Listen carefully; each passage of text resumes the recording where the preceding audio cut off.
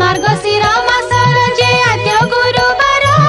से दिन उषारु से छाड़ी तत्पर गोमय जल घर दुआर लेपिब लक्ष्मी देवी पाद पद्म चिता को लेखिब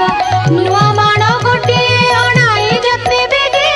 धोई धाई करे ताकू सुखाइब बेगे ताहाकू करिब नाना चित्र जे विचित्र चाउल को बाटी चिता लेखिब समस्त तहु स्नान करी आसी होई शुचिमत चौकी बा खटुली जे आनिब तुरित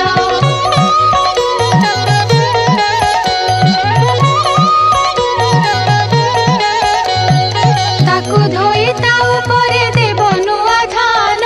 रंग कला नही होई थिब शुभ्र वर्ण तहु किछि कुढ़ाई जे